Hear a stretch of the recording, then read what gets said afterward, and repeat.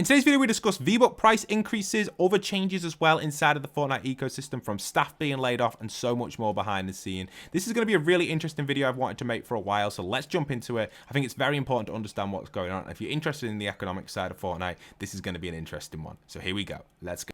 Okay, so first off, let's talk about the price increases. Now, the price increases already actually happened for the UK, Mexico, and Canada back in June, earlier this year. I think that is June. So pretty crazy stuff, and not many people have commented on this, and I didn't even make a video on it, and it's obviously only Mexico, Canada, and the UK, and they did increase. V-Bucks increased a little bit in the UK. You can see the max package is basically £70 now, and it used to be 64, so that increased by £6, and the lower one, the 1,000 V-Bucks, increased by about 50 pence. So, you know, everything did increase on here. All the V-Bucks did increase, and not many people mentioned it at all. So UK and Canada already had a change back in June 29th, which no one really mentioned. So if you're thinking you got away with it and you're based in them countries, no you didn't, because other countries are getting the price increase as well. Now let's take a little look at these price increases, because they're going to be increasing for several countries, including Czech Republic, Denmark, Europe, Hungary, Japan, Norway, Poland, Romania, Sweden, Turkey, and the USA.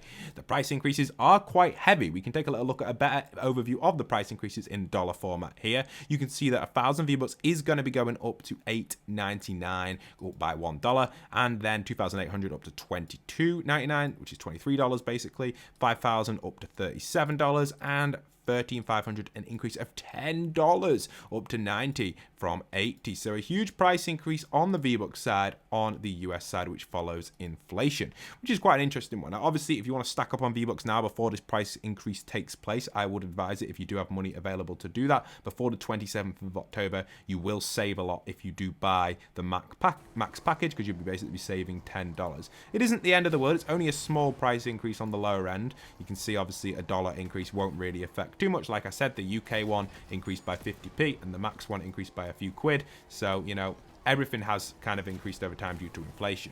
Now, inflation, if you don't know what that is, it's basically a factor where everything is rising in prices. You can get deflation where prices do increase, but it's very rarely. And obviously, currency fluctuations as well also affect this. This is all economic factors. And to be honest, I don't really want to make this video an economic detailed video, but to give it summary quickly, inflation basically happens, say if people want to buy a load of milk and there isn't enough milk, then price is going to increase. Basically, that's just an example. So it's basically demand and supply, and obviously inflation is set by that. And if all goods and services are increasing, then the global inflation, or the US inflation, or whatever country you want to measure inflation for, will be increasing, which means prices should increase. Now, it is a whole debate that should digital currency increase its price, because there is endless supply of this and not an endless amount of demand. So because it's digital currency, it can be forever printed. Should there really be a increase on the price? Should they follow the inflation? Well, generally they should, so they can technically pay their employees a better rate, which would make for the inflation which is happening in food and other services around the country. So that makes sense why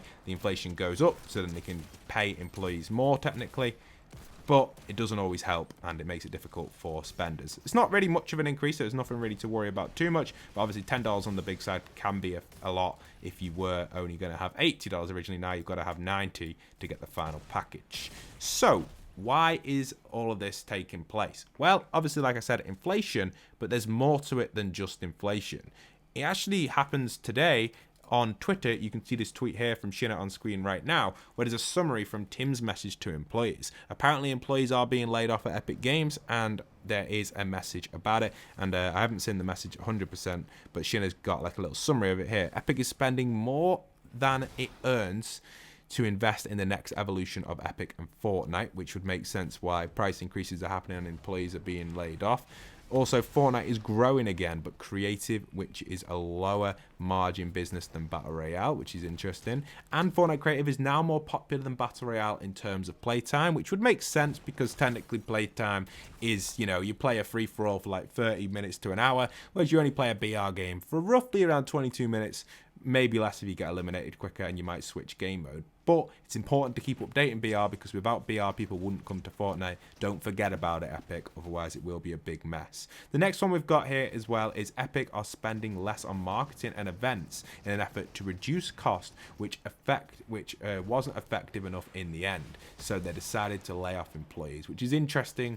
I think that's quite interesting, because obviously now no more events as much, not as much marketing, which hasn't been as effective, probably because the events hasn't been very good, and the marketing really hasn't had anything to market that's unique enough because the events aren't good enough and they keep doing collabs. It makes sense if Fortnite stopped milking collabs and overdoing them and kind of just focusing on developing their own storyline characters and their own characters which people can get invested in the franchise and come in and find out who's that. For example, when they did the Rock with the Foundation, that was a great move in my opinion. I think that was part of the storyline but also related it to a collaboration. Things like that allow for connection between fans, players, and fans outside of the Fortnite universe. Constant collaborations that don't have an impact on the story and just appear in the game randomly with random mythics that aren't even relevant with no bosses or anything like that is completely pointless in my opinion and doesn't bring in enough players to want to come back after the collab has ended.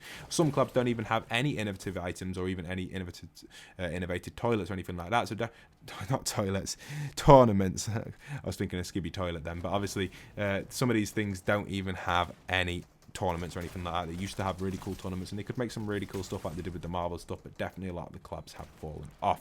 Anyway, that's that rant over on the collaboration side, but obviously this is a big important point to make with prices increasing. This is another point to make as well, employees definitely being laid off. It's an interesting side and Fortnite definitely seems like it's in a weird place at this moment in time. It still is performing very well and the game's in a good state, but overall the generic behind the scenes doesn't look like it's going as well as planned. And obviously not everything can go well, and that's understandable, and everyone needs to respect that not everything can go well. It's hard to run a big company like this, but definitely things need to be done on the user side to make it more engaging, more fun on the battle royale side. Now I get fed up on making these negative style videos. Recently we've been making a lot of them, commenting on different things which have changed recently, and I don't know if I want to keep making these negative videos, but this is one that I really had to make and point out because it is important. The price increases aren't too major and they kind of go along with everything around us. And generally speaking, one thing to mention as well, which I haven't mentioned, which I will put on screen right now, this is a really important point to make, is Fortnite original prices, which you can see here, were way higher than what they used to be. During the Apple lawsuit back in 2020, Fortnite slashed their prices by 20%,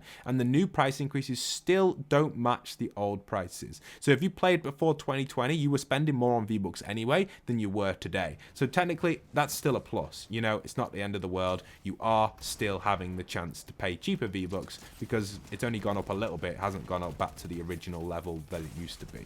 Still going up though. You're still saving $10 though from the original prices, and to be honest, that's when probably most people bought stuff in Fortnite, when it was at its peak between 2018 and 2020. So these price increases aren't as bad as you think when you look at it that way. And just before we end up here, I just want to mention UEFN. UEFN's a really interesting one to mention because creators are getting 40% of the revenue that Fortnite are making themselves. Now this isn't Epic. Obviously Epic is an entirely different thing. We're just focusing on Fortnite right now, and we have been talking about Epic in the past in this video, but we're now focusing on Fortnite. So creators earn 40% in the creator economy, which is huge. Obviously BR is considered in this creator economy, so if BR's getting a percentage of the plays, they will get part of that 40%, which goes back to Epic, which reduces the amount that creators get. But that huge 40% is a huge amount, and it can obviously add up to a lot if creative maps are performing very, very well. And a lot of the maps that are performing well are maps that people, in my opinion, I'm not going to comment on this, but people online have been saying that they're not a fan of the maps that are earning the higher earnings because they're just basic maps that are the same that have been in the game forever. You guys can have your own opinion on that. I'm not going to comment what I think on that,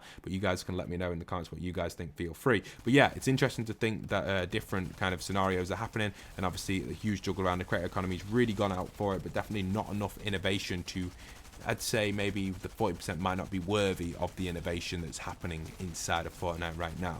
But obviously BR's still there, and BR needs more innovation to kind of carry the game a little bit further and wait for UEFN to be ready, because you've got to remember UEFN is only in beta still, and even me using it and just seeing other people use it, there's still so many limitations with it, and it's so hard to develop in compared to Creative 1.0. Anyway, that's going to be it for today's video. Leave a like, comment, and subscribe. Let me know everything in the comments what you guys think. I'd love to discuss this with you guys in the comments. This is such an interesting topic, and I'm very invested in learning more about behind the scenes at Epic, and this is something which I thought I'd share with you guys. So if you guys have enjoyed the news today, I'll see you guys soon. Peace.